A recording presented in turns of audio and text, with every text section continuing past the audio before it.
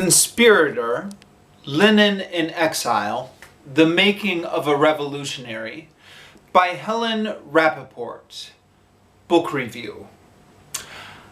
I know, there are 1,000,001 books about Lenin already out there, but what recommends this book in particular is how well it's written. Helen Rappaport is one of those rare historians who makes history sound like a story. I'll just quote a couple of paragraphs to illustrate this. In this chapter, Lenin is traveling across Finland and being housed along the way by the Finnish Underground Railroad for Russian politicals. He was supposed to get off the train at Abo railway station, where he would be met by the Borg family. However, when he didn't show up, the Borg family assumed he had been picked up by the political police. Okay, now, quoting from the book, by 2 a.m., there was only one logical conclusion that could regretfully be reached. The gendarmes had picked him, Lenin, up en route. And then, suddenly, came a soft thud at the window. Down below, standing in the soft white glow of the snow, stood a lonely figure clutching a small suitcase. Lenin, fearful of knocking at the front door at this time of night, had thrown a snowball up at Borg's window to attract his attention. He had indeed almost fallen into the hands of the Okhrana, which is the Tsarist police. Leaving Helensford by train, he soon spotted that he was being tailed by 2 agents. When he got off the train at Karis to have some supper in the station buffet, the men followed and watched him closely. He had to get away from them. They would arrest him the minute he got off the train at Abo, the end of the line. So, as the train gathered speed out of the tiny station of Litos, the last before Abo, he slipped out onto the running board, threw his suitcase ahead of him, and leaped from the train. Luckily, a deep snowdrift broke his fall. The 2 agents decided it was not worth risking their necks to follow, and as he watched the red of the train's taillights disappear into the night, Lenin heaved a sigh of relief. He picked himself up and trudged off in the crackling frost the 7 miles of country road into Abo, his only point of reference in the dark, looming pine trees on all sides. At Borg's apartment, seeing that he was frozen, hungry, and exhausted, the Finns removed Lenin's coat and boots. As he lay on the divan to recover, Borg's wife, Ida, fed him hot milk with cognac and rubbed spirit on his hands and feet to get the circulation going. By now he was extremely agitated at the thought of being captured. As soon as Lenin heard there was still a chance of catching the Bor 1, that's the ship he was supposed to catch, he insisted on being found a sledge so that he could leave straight away. Ludwig Lindström, who was to be his guide, told him that it would be very hard finding the way in the snow in the dark, and they would have to wait till morning. Lenin was hysterical that the spooks would catch up with him before then. "I've already been in Siberia and I don't want to end up there again," he explained. If Lindström wasn't prepared to take him, he would set off on foot, alone, and head north for the Gulf of Bothnia. He would walk all the way to the northern border with Sweden at Tornio if he had to. "I've walked further distances in Siberia," he said. Now, apologies for mangling that somewhat as I read that out loud, but hopefully you can get an idea from that excerpt, the narrative tone of this history. It's got a lot of interesting little details that help create scenes.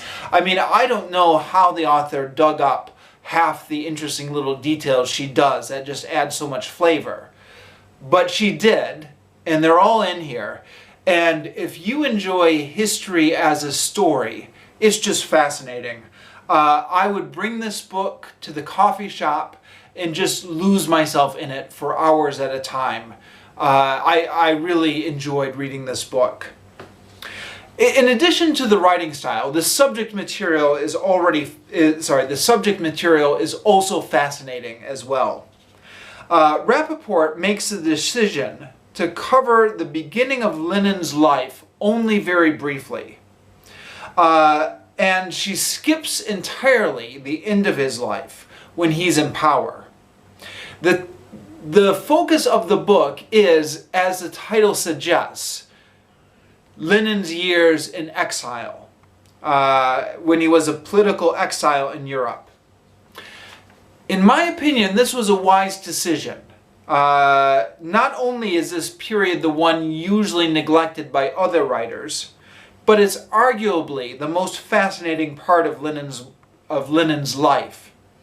The games of cat and mouse with the police, the fierce political squabbling among the exiled Russian community in Europe, and the idealistic pre-revolution socialist community in Western Europe, Russian exiles and then the more general community is described in this book, and it's all very fascinating.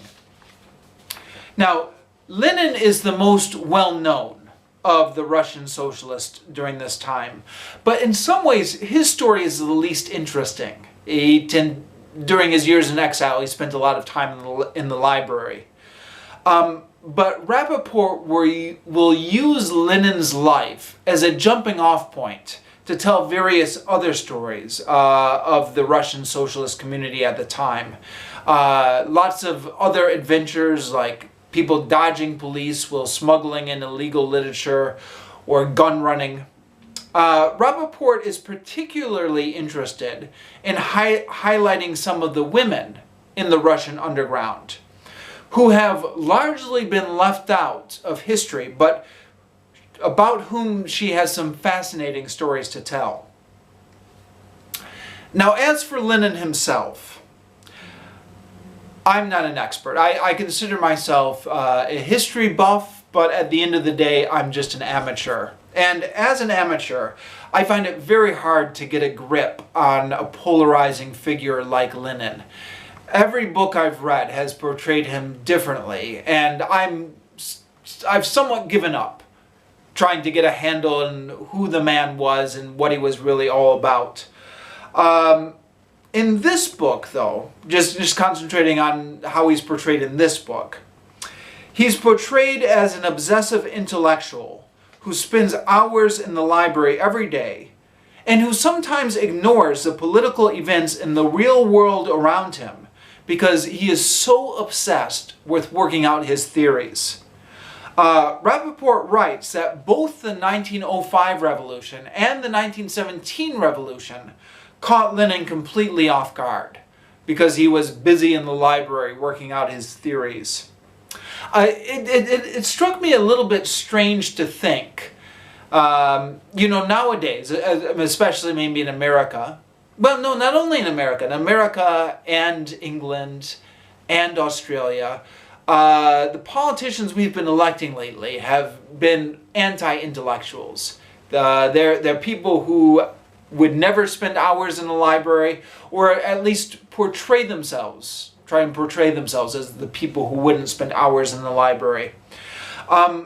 So it was strange to me to think that Lenin, who was in control of Russia for some period of time, which was the largest country in the world, and here he is, somebody who's not like a normal politician, but somebody who's just in the library doing research, working out theories. It's so different than today's politicians, isn't it? But that's not to say that Lenin wasn't a politician. The Lenin in this book is a Machiavellian type personality who uses all sorts of dirty political tricks to get his way.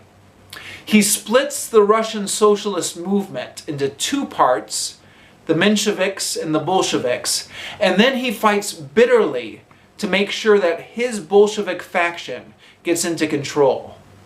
He demands total obedience from those in his faction, and won't tolerate any views dissenting from his own.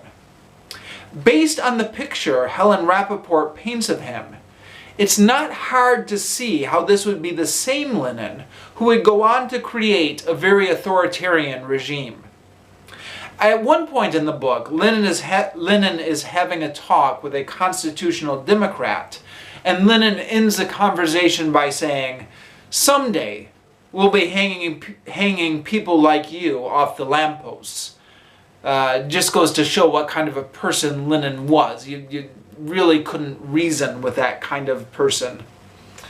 Rappaport also highlights the women in Lenin's life, such as his long-suffering wife and his mother-in-law, who accompanied Lenin on his travels all over Europe, and a woman that Lenin appears to have had an affair with, Inessa Armand.